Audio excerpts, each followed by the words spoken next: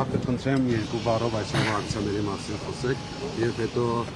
ինչ ակնկալիքներ ունեք այսօրվա դատական նիստի վերաբերյալ։ Մենք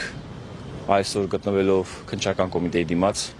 շատ լավ հասկանում ենք, որ այստեղ մարդիկ են աշխատում, կան աշխատակիցներ, ովքեր ում խիղճ իրականում այս պայմանությամբ տանջում է իրենց։ Կարծում եմ այս մարդիկ գեր են դարձել այսօրվա թույլ իշխանությանը։ Իշխանությունը ցանկանում է իր աթոռը պահել, Նիկոլ Փաշինյանը ցանկանում է իր աթոռը պահել մի պարզ պատճառով։ Եթե իրենք միայն տենչում են իշխանություն, ցանկանում են միայն կարճած մնալ այդ աթոռին, բոլոր լծակները կիրառում են այդտեղ։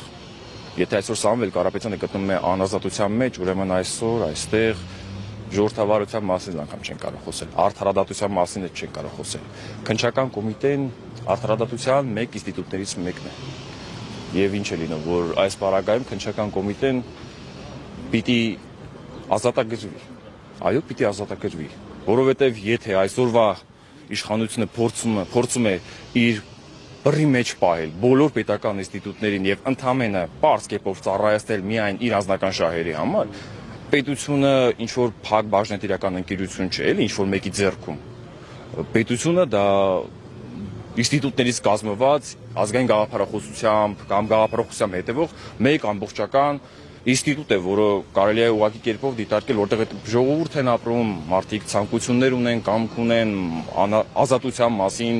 այսպես չի կարելի էլի խոսել։ Ինչը վերաբերում է այսօրվան, մենք լինելու ենք այսօր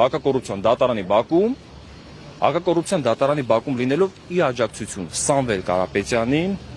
քանի որ այսօր մարտի 13-ին տեղի ունենալու 3:30 հապորին դատավարություն, եթե Սամվել Կարապետյանը այսօր փաստացի փակի տակ է, գտնվում է անգամ նույնիսկ տնային կալանքում, կարելի է ասել, որ հայ ժողովուրդը գտնվում է անազատության մեջ, որովհետև Սամվել Կարապետյանը իր անցած ճանապարհով ցույց է տվել, որ ինքը կարող է լինել պետության կողքին ամեն հնարավոր ստեղծված իրավիճակում։ Մեզ շատ հարցեր են տալիս, բայց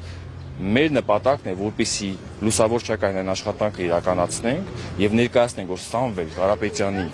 արած աշխատանքը 2020 թվականից այս կողմ, 2000-ական թվականներից այս կողմ, այսպես նշեմ, միայն ժողովրդի մասին է եղել։